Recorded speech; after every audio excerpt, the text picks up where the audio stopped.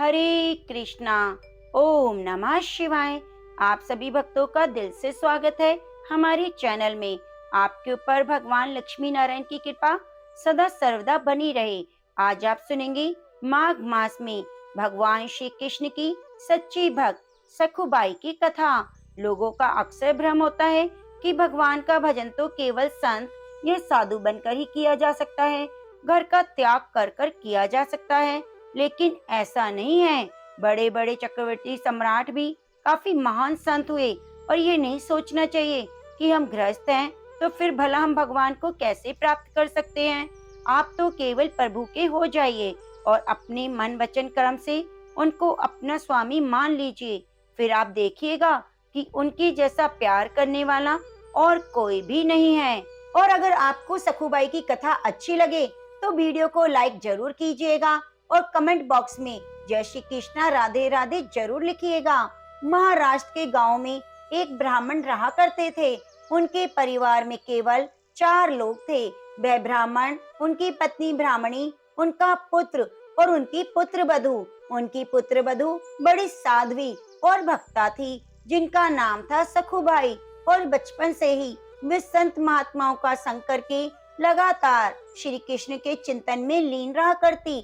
जैसे गाय कसाई के चक्कर में फंस जाती है, उसी प्रकार साध्वी सखुबाई की शादी भी एक ऐसे परिवार में हो गई जहां पर उनकी सास ससुर और पति तीनों ही उनके विरुद्ध थे। सखुबाई तो ठाकुर जी की खूब पूजा किया करती और नियम का पालन करती, बहुत सेवा करती। इसके विपरीत उन्हें ससुराल ऐसा मिल गया जहाँ पर ठाकुर जी की सेवा तो क्या, कोई कभी भगवान का नाम भी नहीं लेता था। यहाँ तक कि उनकी सास उन्हें थप्पड़ मारती, गालियां भी दिया करती। उनके परिवार में सब उनके भजन के विपरीत थे, लेकिन सखुबाई ने उनमें से किसी से भी कुछ नहीं कहा। उनके पति भी उनके अनुकूल नहीं थे।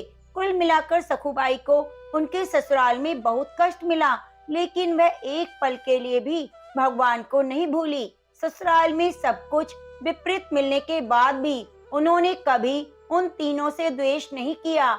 उनका जीवन कलेश में था और उन्होंने कभी किसी से कठोर वचन नहीं बोले। जो मान अपमान, लाभ हानि, जय पराजय, सुख दुख को समान भाव से सहते हुए भगवान का स्मरण करता है तो भगवान उसके अधीन हो जाते हैं। अब ससुराल में सखुबाई को बहुत पीटा जाता, गालियां दी जाती, थप्पड़ मारे जाते, लेकिन सखुबाई के हृदय में तो विट्ठल जी ऐसे बसे हुए थे कि उनको तो विट्ठल के अलावा कुछ सूझता ही ना था। फिर चाहे उन्हें कोई कुछ भी कहता, कोई उन्हें मारे पीटे, कोई असर नहीं होता। सखुबाई को ससुराल में फटे पुराने कपड़े पहनने को मिलते, रूखा सूखा खाने को मिलता और थोड़ी थोड़ी देर में न जाने कितनी बार पिटाई होती, डांट पड़ती, लेकिन वह तो हर समय अपने ठाकुर जी के चिंतन में लगी रहती। सखुबाई की दशा पर गांव के बाकी जो भी महिला पुरुष थे उनको बहुत ही तरस आता, लेकिन किसी की हिम्मत ना होती कि कोई उनके परिवार को समझा सके, क्योंकि अगर गांव में कोई कोशिश करता तो सखुबाई के ससुराल वाले उन्हें ही डांट डपट कर भगा दिया करते। अब सखुबाई मन ही मन भगवान की कृपा का अनुभव करते सोचती कि मेरे ठाकुर जी कितने कृपालु हैं। अगर मेरे पति सास ससुर मुझसे प्रेम करते हैं और हमेशा अच्छा व्यवहार करते तो मेरे ठाकुर जी के प्रेम में तो बाधा पड़ जाती, फिर तो मैं उनकी सेवा इस तरह ना कर पाती। इतना कुछ विपरीत होने के बाद भी उन्हें कभी किसी से कोई शिकायत नहीं थी। एक दिन किसी पड़ोसन ने सखुबाई से पूछा, अरे बता तो जरा, तू इतना दुख भोग है, तेरे मायके में कोई है या नहीं? कोई कभी खबर लेने नहीं आता, न कोई तुम्हारे साथ दिखाई देता। तो सखुबाई मुस्कुराते हुए बोली, जानती हो मेरा मायका कहाँ है? पंढरपुर में। और जानती हो मेरे मायके वाले कौन हैं? विट्ठल जी और रुक्मणी जी और सखी। मैं बताऊं, उनका परिवार तो बहुत बड़ा है, बहुत सारी संतानें हैं।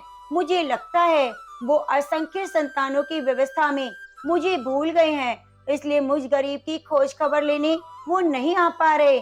तो उनकी तो मुझ पर बहुत कृपा है। अब आपको पंढरपुर के बारे में भी बता देती हूँ। पंढरपुर महाराष्ट्र का एक प्रसिद्ध धाम है, जहाँ पर एकादशी को बड़ा भारी मेला लगता है। जिसमें भगवान श्री विट्ठल जी के दर्शन करने लाखों भक्त दूर दूर से आते हैं, नृत्य करते हैं और उत्साह के साथ पंढरपुर की यात्रा करते हैं। जब यात्रा का दिन आया तो भक्तों की मंडलियां कीर्तन करते हुए, नाचते हुए पंढरपुर के लिए चारों ओर दल बना बनाकर जाने लगी। भक्तों को जाता हुआ देखकर सखुबाई का हृदय का बांध टूट गया। सोचा, क्या करूं? मेरे प्रीतम का ऐसा बड़ा उत्सव है, अगर मैं सास से पूछूंगी तो पिटाई होगी। फिर उन्होंने सोचा, सास ससुर पति इनमें से मुझे कोई जाने नहीं देगा।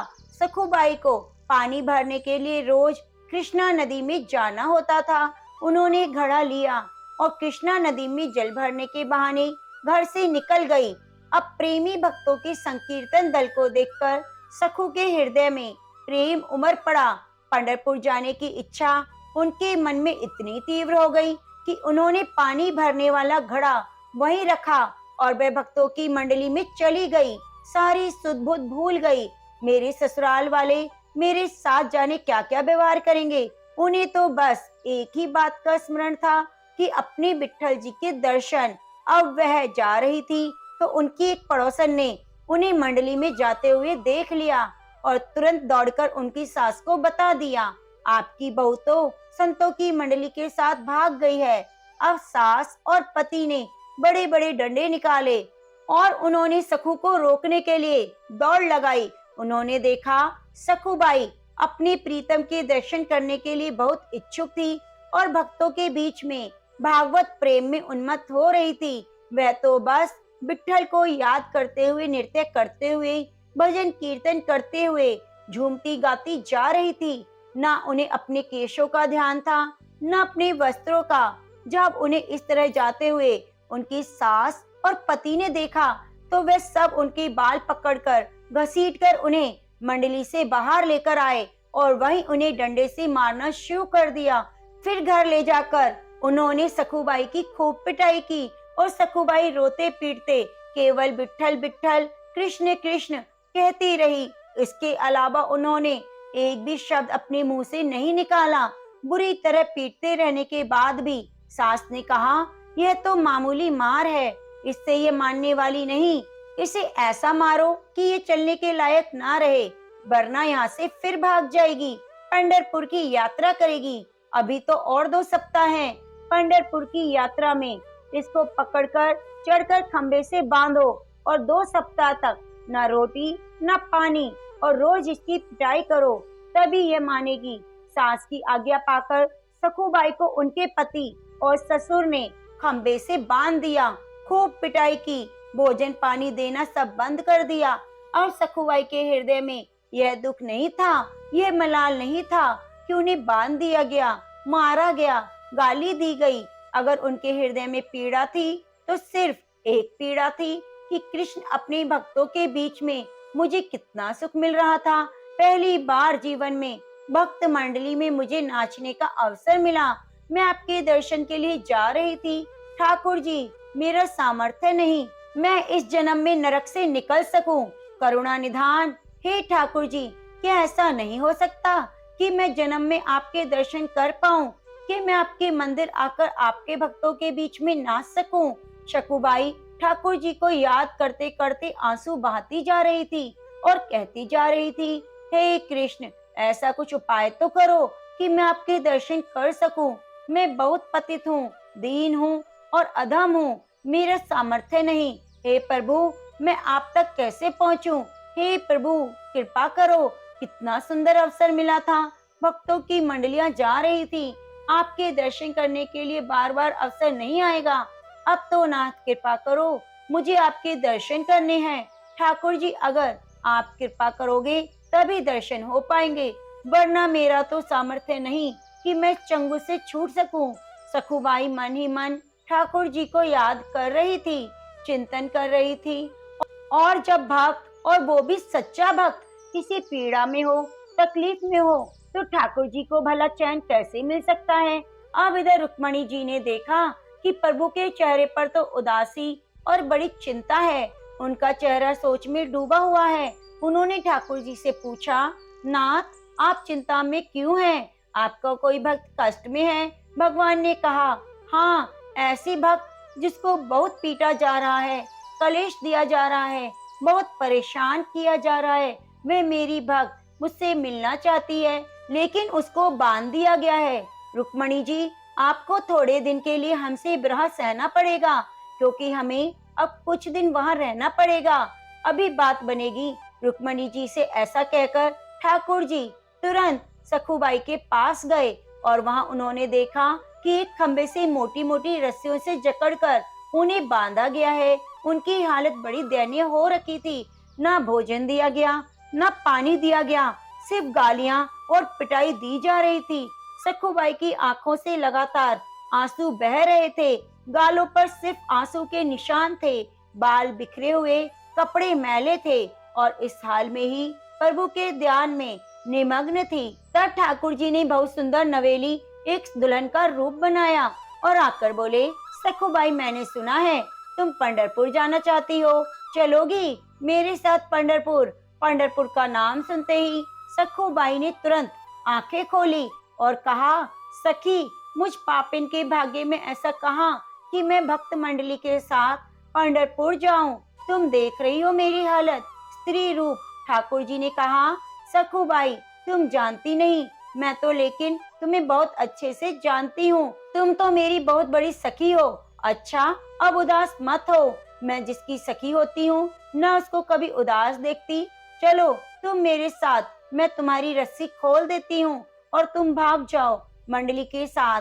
तब सखुबाई कहने लगी, ना, मेरी सास फिर पकड़ लेगी, खूब मारेगी। अब की बार ठाकुर जी बोले, बिल्कुल नहीं, इसकी तुम चिंता मत करो। ठाकुर जी ने ऐसा कहकर सखुबाई की रस्सियां खोली और स्वयं सखुबाई का रूप धारण करके रस्सी में खुद बंध गए। अब जिनका स्मरण नाम करने से मोह माया के बंधन छूट जाते हैं, जिनको पाना बड़े बड़े योगियों के लिए दुर्लभ है, वही भगवान ठाकुर जी अपनी भक्त सखुबाई के लिए एक साधारण स्त्री की तरह बंध गए। अब वास्तव में सखुबाई भी पंढरपुर की यात्रा पर है। वे जा रही है भक्त मंडली के साथ नृत्य कीर्तन करते हुए। इधर ठाकुर जी सखुबाई का वेश धारण किए चुपचाप रस्सी से बंधे पिटाई खा रहे हैं, गालियां खा रहे हैं। ठाकुर जी चुपचाप बंधे हैं। कई दिन बीत गए, न उन्हें भोजन मिला न पानी। 14 दिन बीत गए, पर वो ऐसे ही खंबे से बंधे रहे, रोज डंडे गालियां खाते। अब एक दिन उसके पति को अपनी पत्नी सखुबाई पर दया आ गई। उन्हें तो नहीं पता कि असली सखुबाई तो पंढरपुर पहुंच चुकी है। अब जब उनके पति को दया आई तो उन्होंने सखुबाई के रूप में जो ठाकुर जी बंधे थे उन्हें खोल दिया। अब पति की आज्ञा के अनुसार सखुबाई रूपी भगवान ने स्नान किया, रसोई बनाई और खिलाया। इतना सब कुछ सहने के बाद भी पहले उन्होंने सबको भोजन कराया। अब देखिए भगवान के हाथों से बनाए गए भोजन का चमत्कार। भोजन पाने के बाद तीनों का हृदय परिवर्तन हो गया। तीनों के हृदय में बड़ा प्यार उमड़ पड़ा। सखुबाई रूपी भगवान ने अपनी सेवा और सुंदर व्यवहार से पति, सास, ससुर तीनों के स्वभाव को बदल दिया। अब तीनों सखुबाई स्वरूप श्री भगवान से बड़ा प्रेम करने लगे। उधर सखुबाई पंढरपुर नामक संकीर्तन करते हुए नाच रही है, प्रभु के प्रेम में मग्न है। इस बात को भूल गई कि मेरी जगह तो मेरे घर पर कोई और सखी बंधी है। आनंद में विभोर हुई सखुबाई ने चंद्रभागा नदी में स्नान करके मंदिर में प्रवेश किया। अब वह मंदिर में जाकर श्री हरि के दर्शन करके आनंद के सागर में डूब गई। सखुबाई का प्रभु में ऐसा मन लगा कि उन्होंने प्रभु के सामने प्रतिज्ञा कर ली कि ठाकुर जी, जब तक शरीर में प्राण रहेंगे मैं पंढरपुर की सीमा के बाहर नहीं जाऊंगी, यही रहूंगी आपके चरणों में। अब भला उन्हें क्या पता था कि उनके बदले विट्ठल जी वहां बंधे हुए हैं। सखुबाई को तो बस एक धुन थी, भगवान का सानिध्य पाना, भगवान के चरणों में लीन हो जाना। अब सखुबाई वहीं पर कीर्तन करती हुई भगवान के ध्यान में मग्न हो गई। सखुबाई के सामने अब वह स्वरूप प्रकट हुआ और वह भगवान के सौंदर्य में इतना मुग्ध हो गई कि वह अपने प्राण छोड़ गई। अब एक ब्राह्मण उस मंडली में आया था। जब उसने सखुबाई के शव को देखा तो उसने साथियों को बुलाया और सबने मिलकर सखुबाई के शरीर की अंत्येष्टि संस्कार किया। इधर रुक्मणी जी ने सोचा, ठाकुर जी तो कहकर गए थे कि मैं कुछ दिनों बाद वापस आ जाऊंगा। इतने दिन बीत गए, क्यों नहीं आए वापस? फिर ध्यान देकर देखा तो जिसके लिए गए थे उसने तो शरीर ही छोड़ दिया। अब तो उसके शरीर का आत्म संस्कार भी हो गया। अब तो मेरे प्रभु वही बहू बनकर रहना पड़ेगा।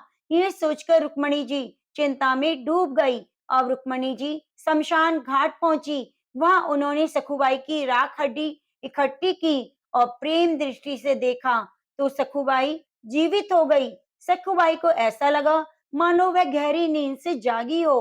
फिर उसी रात को सपने में रुक्मणी जी ने सखुबाई से कहा, देखो पुत्री, तुम्हारा प्रण पूरा हुआ। तुमने कहा था जब तक शरीर में प्राण है पंढरपुर की सीमा के बाहर नहीं जाओगी। अब तुम्हारा वह शरीर तो जल गया। अब तुम लौट आओ। मेरे प्रीतम तुम्हारे रूप में तुम्हारे घर पर हैं। आदेश पाकर सखुबाई आनंद मग्न होकर 2 दिन बाद यात्रियों के साथ वापस लौट आई। अब सखुबाई को आता देखकर सखुबाई वेशधारी भगवान कृष्ण जो वहां बहुरूप में थे, उन्होंने सोचा कि अगर वह यहाँ आ गई और मैं भी यहाँ रहा तब तो बड़ी गड़बड़ हो जाएगी, सारी पोल पट्टी खुल जाएगी। ठाकुर जी ने तुरंत सास से कहा, माँ जी मैं पानी लेने जा रही हूँ। कहते ही उन्होंने घड़ा लिया और घाट पर गई। पूर्व परिचित सखी का वेश धारण करके असली सखुबाई से मिली। उन्हें देखते ही सखुबाई की तो सारी बातें याद आ गई। सखुबाई ने दौड़कर उन्हें हृदय से लगाया और कहने लगी, सखी आपकी कृपा से मुझे पंढरपुर जाने को मिला। मुझे मेरे ठाकुर जी के दर्शन हुए। ऐसा कहकर उन्होंने उनके चरणों को पकड़ लिया और रोने लगी। कहने लगी, बहन मेरे पीछे तो तुम्हें बड़ा कष्ट भोगना पड़ा होगा। ठाकुर जी कहने लगे, तुम चिंता मत करो, तुम सुखी हो गई हो। सखुबाई ने कहा, हाँ हाँ मैं बहुत सुखी हूँ। तब ठाकुर जी बताने लगे, मुझे भी कोई कष्ट नहीं हुआ। अगर तुम्हें सुख मिला तो हर कष्ट तो मेरे लिए सुखमय है। अच्छा अब तुम ये घड़ा लो, इसमें जल भरो और घर जाओ। सखुबाई घड़ा भरकर अपने घर गई। ठाकुर जी अंतर ध्यान हो गए। सखुबाई घड़ा उठाकर घर पहुंची और अपने काम पर लग गई। सखुबाई को सास ससुर और पति के बदले स्वभाव को देखकर बहुत हैरानी हुई। कितना प्यार मिल रहा है। वो हैरान रह गई क्योंकि इससे पहले जब वह घर छोड़कर गई थी तो उसके सास ससुर पति सबने मिलकर उसे मारा था, खंबे से बांधकर रखते थे। इतना हृदय परिवर्तन देखकर उसके आश्चर्य का ठिकाना ना रहा। दूसरे दिन वही ब्राह्मण जिसने सखुबाई के शरीर का अंतिम संस्कार किया पंढरपुर से दर्शन करके वापस आया। जब आया तो सीधे सखुबाई के ससुराल गया।